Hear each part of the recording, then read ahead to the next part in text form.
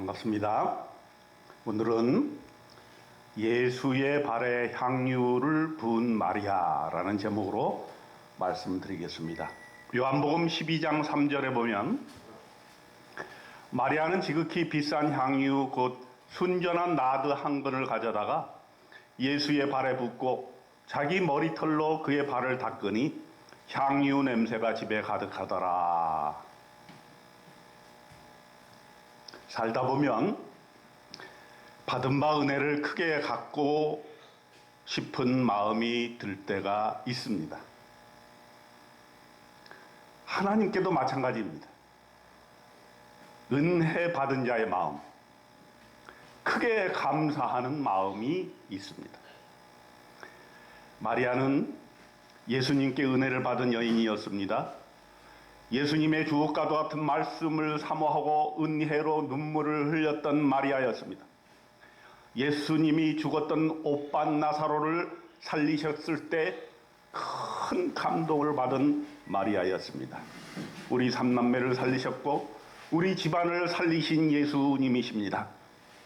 마리아는 이대로 있을 수 없었습니다. 뭔가 주님을 위해 해야 된다.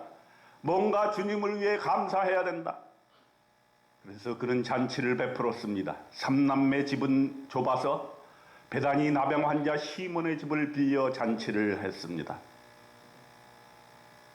평소대로 언니 마르다는 잔치 준비에 분주했습니다. 음식이 좋고 손이 크기 때문에 마르다는 잔치에 없어서는 안 될 존재입니다. 예전처럼 마리아가 도와주지 않는다고 푸념하지도 않았습니다. 예수님을 위해 음식을 준비한다는 것이 이렇게 좋고 이렇게 행복할 수가 없었습니다. 교회 식당에서 봉사하는 분들의 마음입니다. 오빠 나사로는 손님들과 함께 예수님 곁에 앉아 있었습니다. 아무것도 도움이 되지 않았지만은 그저 있어만 주는 것으로도 두 남매에게는 정말로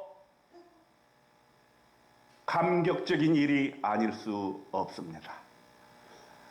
우리 부모님들이 모두가 바라는 형제 자매 간의 우애입니다. 마리아가 옥합을 들고 나왔습니다. 가난하지만 조금씩 돈을 모아서 준비를 했습니다. 결혼식 할 때에 첫날 밤 남편의 머리에 조금 바르고 신혼 초야를 지내려고 준비한 것입니다. 그리고 남편이 죽을 때도 신체 전체에 발라 냄새가 나지 않도록 향유를 발라줄 바로 그 향유입니다. 마리아에게는 가진 재산 전부요, 가장 인생에 있어서 값진 보물인 것입니다. 예수님 발 앞에 가서 향유를 깨뜨렸습니다. 그리고는 자기 머리털로 예수님의 발을 닦았습니다. 모든 사람이 놀라서 말을 할 수가 없었습니다. 예수님도 놀랐습니다. 잠시 침묵이 흐르고 향유 냄새만이 온 집안에 가득했습니다.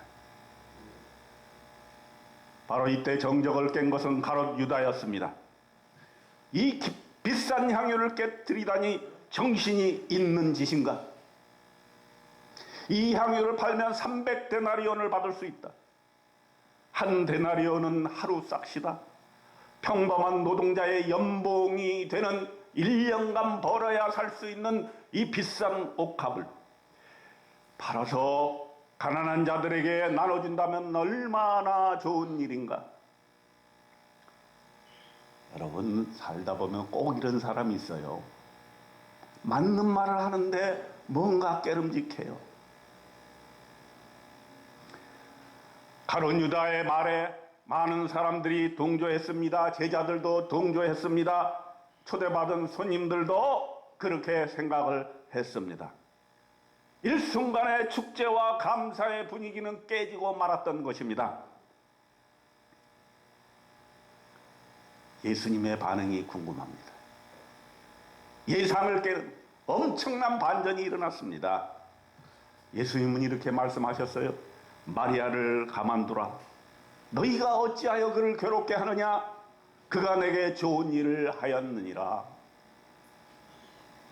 마리아는 가난한 중에도 있는 힘을 다해서 내 몸에 향유를 부어 내 장례를 미리 준비하였느니라. 천하에 어디서든지 복음이 전파되는 곳에서는 이 여자가 행한 일도 말하여 그를 기억하게 되리라. 마리아에 대한 엄청난 칭송입니다. 감격하신 것입니다. 사실 그동안 예수님은 다른 사람을 돕고 다른 사람을 섬기고 병을 고쳐주고 은혜의 말씀으로 감동을 주셨습니다. 그렇지만 제대로 된 감사, 제대로 된 보답을 받아본 적이 없었습니다. 예수님도 섭섭함이 왜 없었겠습니까? 실망이 왜 없었겠습니까? 그런데 지금 마리아가 예수님을 감동시키고 죽음을 예비함으로써 구속 사역에 일조하였던 것입니다. 여러분, 어떠한 감사를 하나님께 올려드릴 것입니까? 상상을 초월하는 감사로 하나님을 감동시키는 저와 여러분이 되시기를 주님의 이름으로 축원드립니다.